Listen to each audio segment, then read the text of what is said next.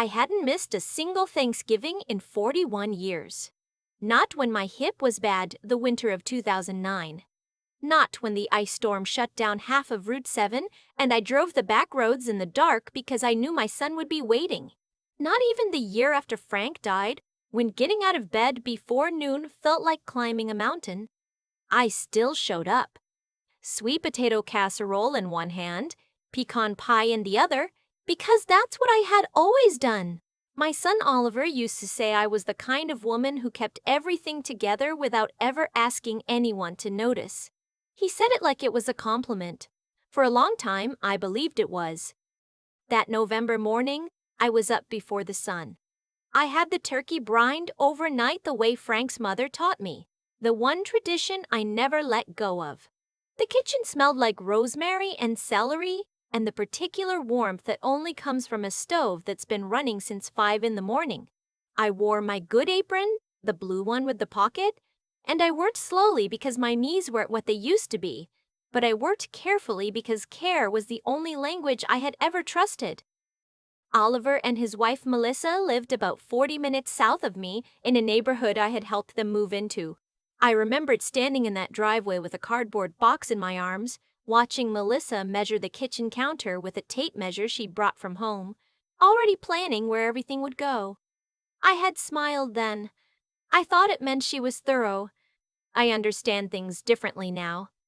I loaded the car just before noon, turkey in the back, covered in foil, casserole dish wedged between the cooler and my overnight bag, because they had asked me to stay the whole weekend this time. Oliver had called earlier that week, cheerful in that practiced way he had lately, and said, "We've got the guest room all set, Mom. Don't rush off Friday morning. We want you to stay." I had felt something warm open up in my chest when he said that. I should have asked more questions about why.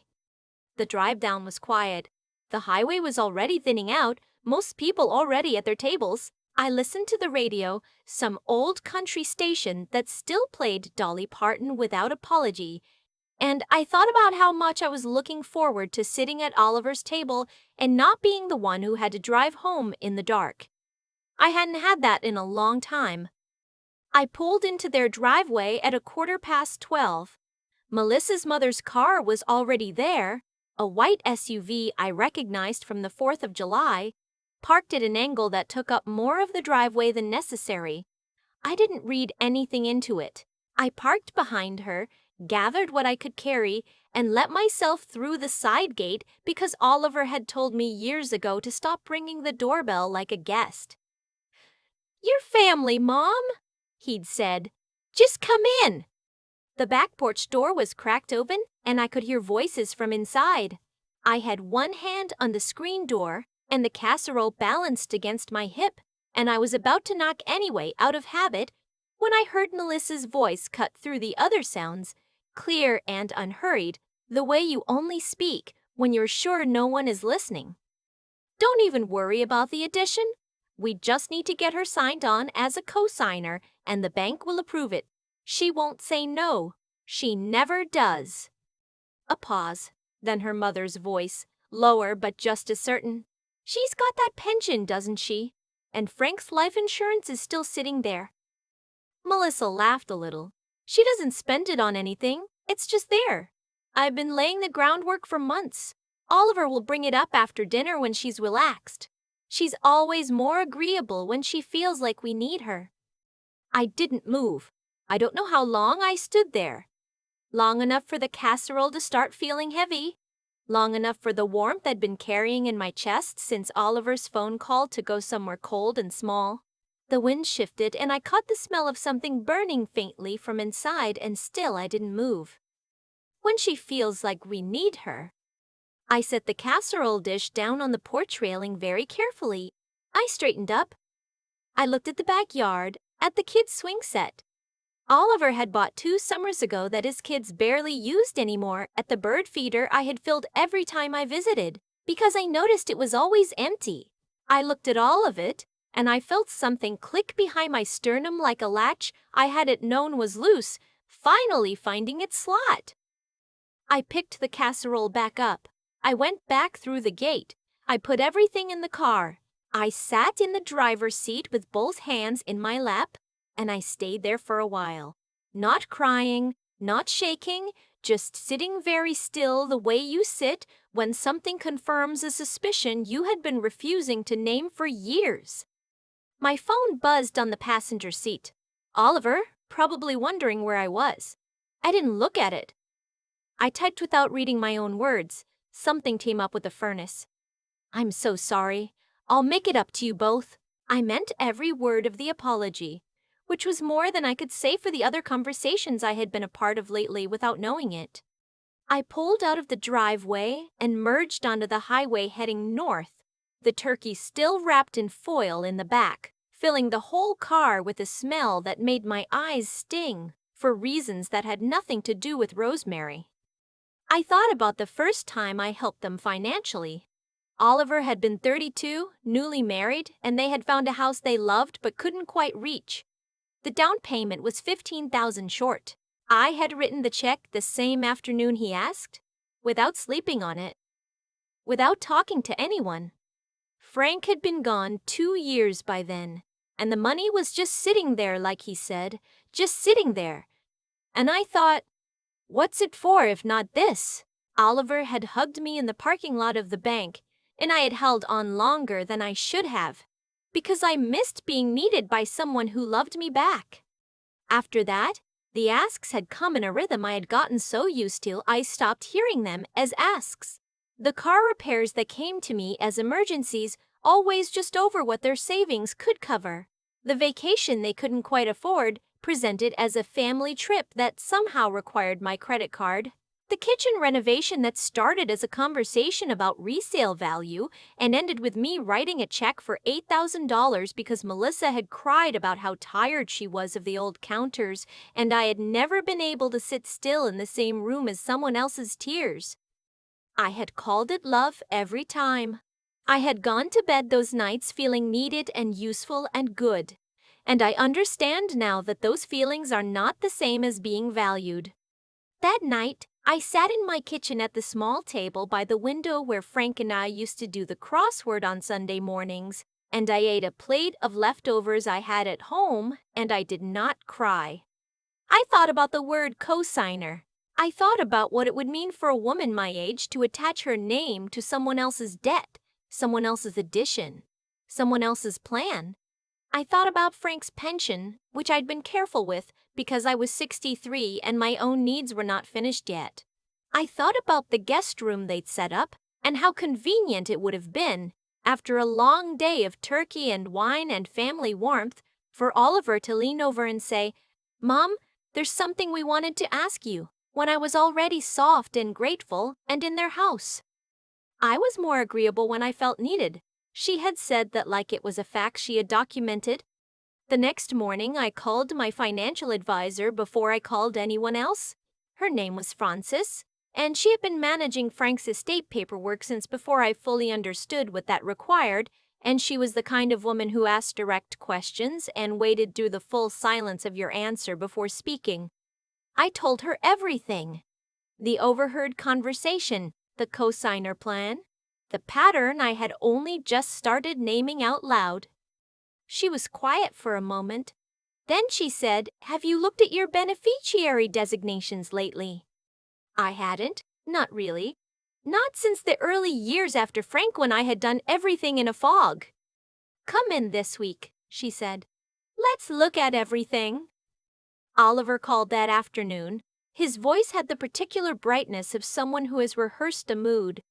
"Mom, I'm so sorry about Thanksgiving. The furnace thing sounds stressful.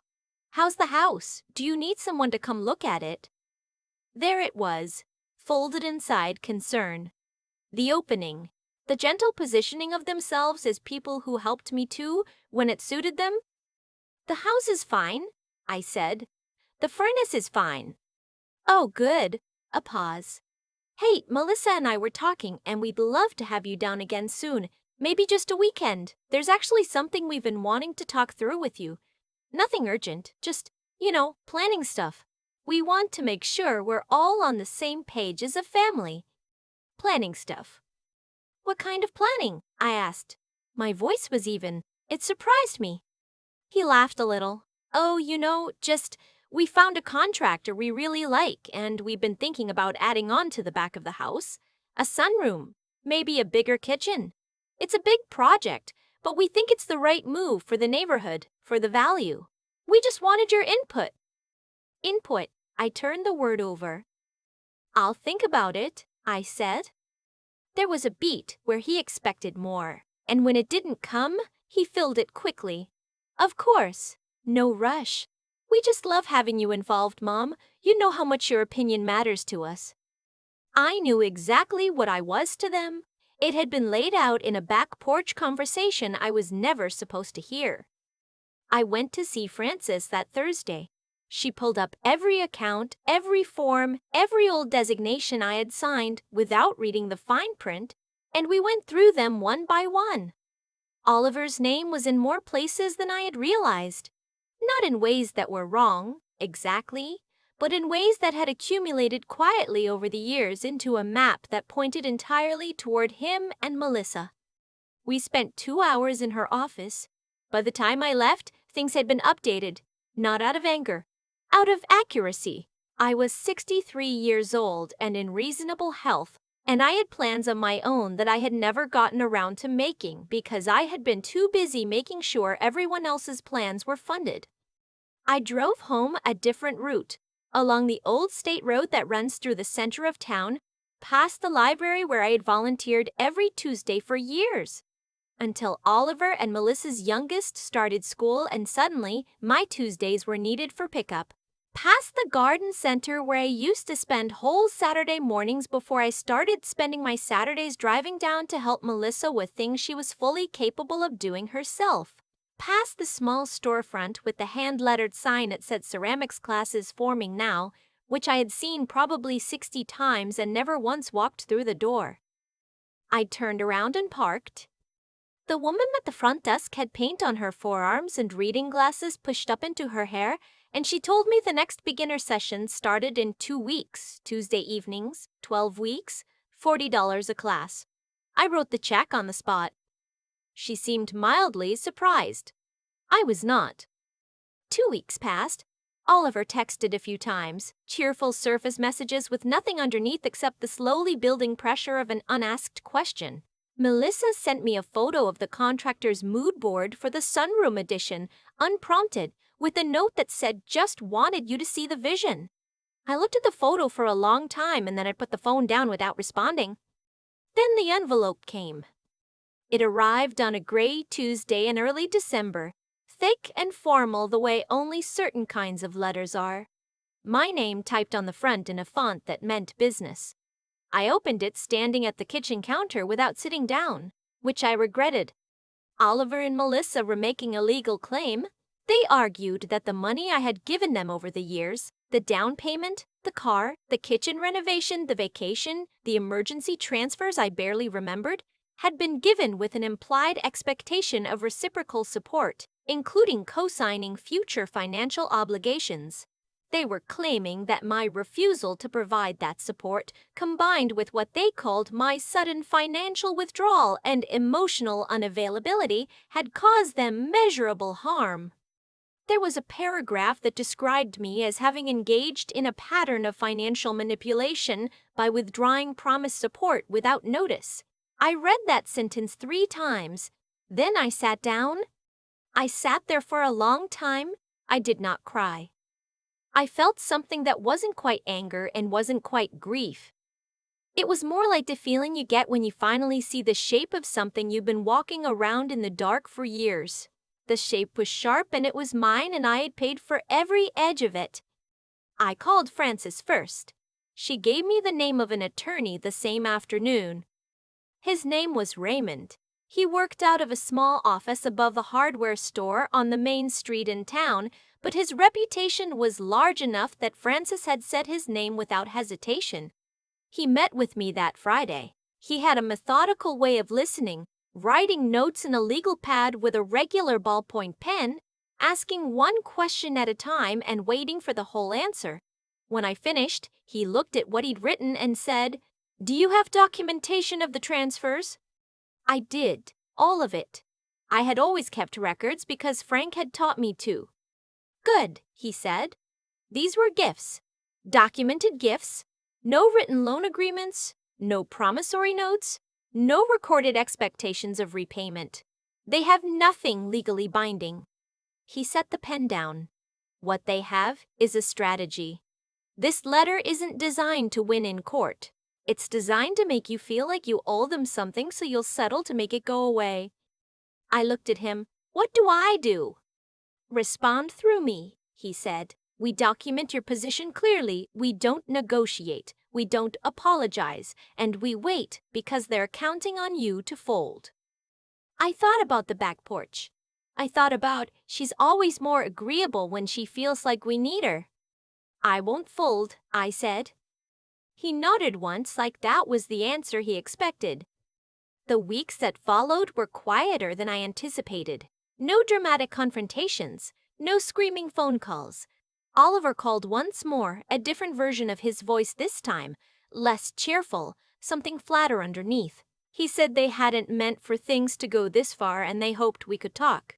I told him calmly that I had an attorney handling correspondence now and that anything he needed to communicate could go through him. There was a long silence on the line. Mom, he said, you're really doing this. I'm really doing this, I said. Another silence, then quietly, I don't understand you. I know, I said, and I meant it without cruelty. He had known a version of me that bent so reliably in his direction that he had mistaken the bending for my shape. It made sense that the new version was unrecognizable to him. It was still a little unfamiliar to me, too. Raymond's response letter went out before Christmas. By February, their attorney had withdrawn the claim. No judgment, no settlement, no counter.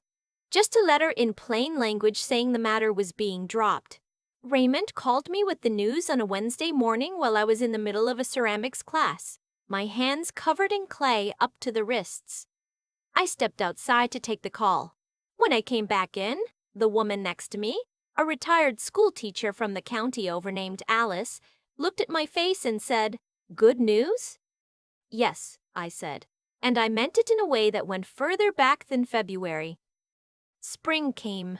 I refinished the back porch myself over 2 weekends, something I had been meaning to do for years, but had kept putting off because my weekends had been full of other people's projects.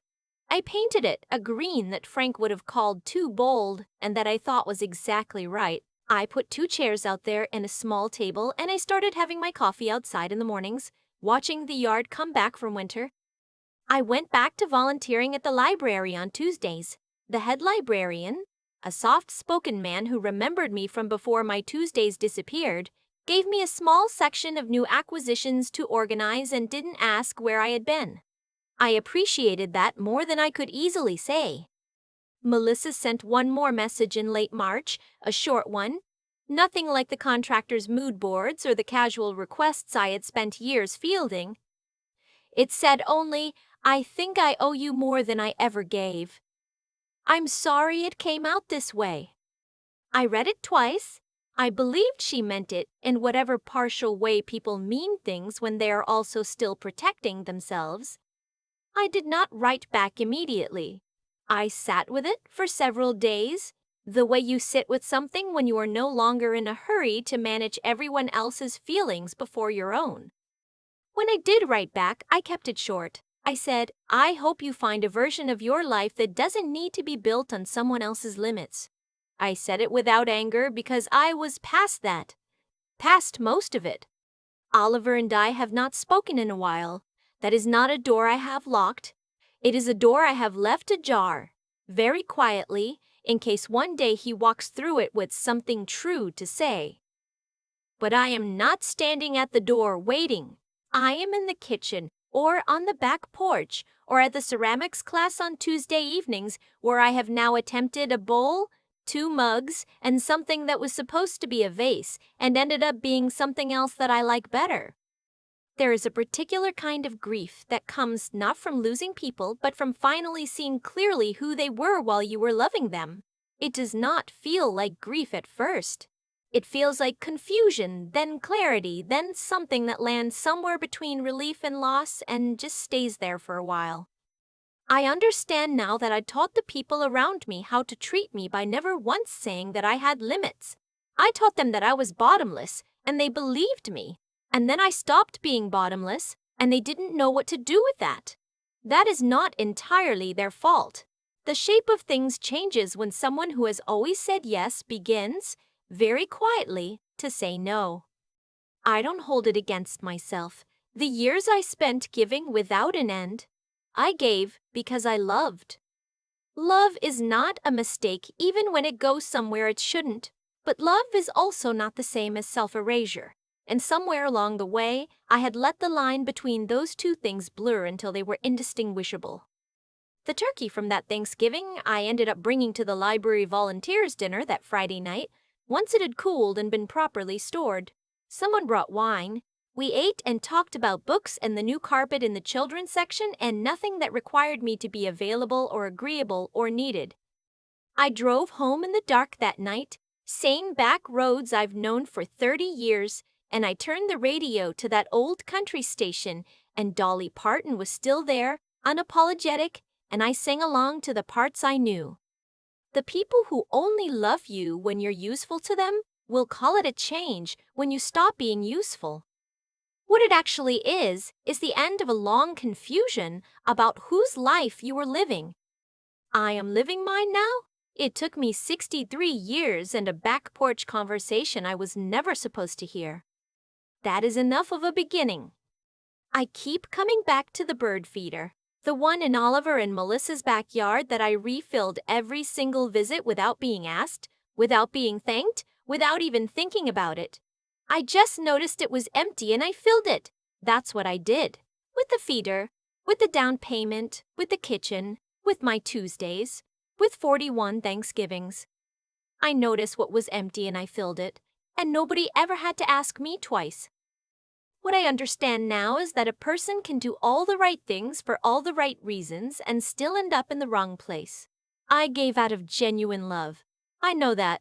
There was nothing false in the feeling behind any of those checks or those drives or those casseroles I carried across state lines. But love without discernment is not a virtue. It becomes an invitation. And the people around me accepted that invitation so completely that they eventually stopped seeing the door at all. They walked through whenever they needed something and assumed, reasonably, that it would always be open. That's on me. Not the giving itself, but the never teaching anyone what the giving cost. There is a particular kind of intelligence that has nothing to do with how well you read a room in the moment and everything to do with whether you can read the pattern across years. I missed the pattern for a long time because I was always focused on the immediate need in front of me.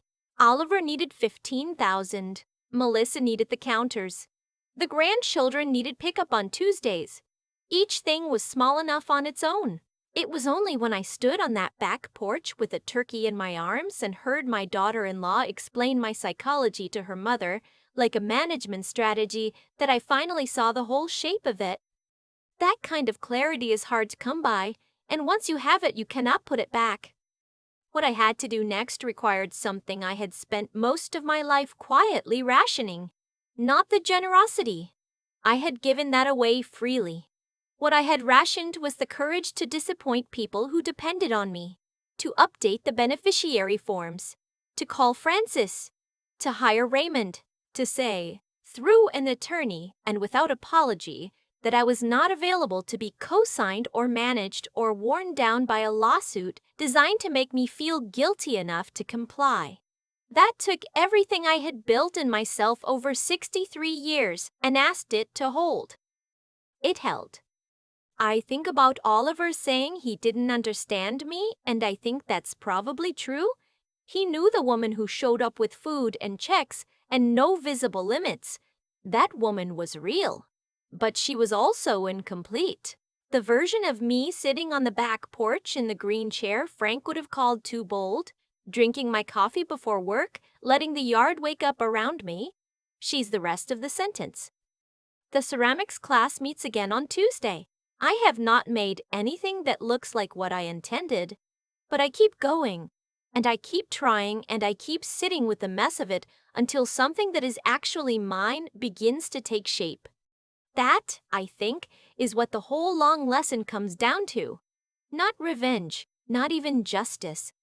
Just the quiet, daily work of becoming someone whose life is actually her own.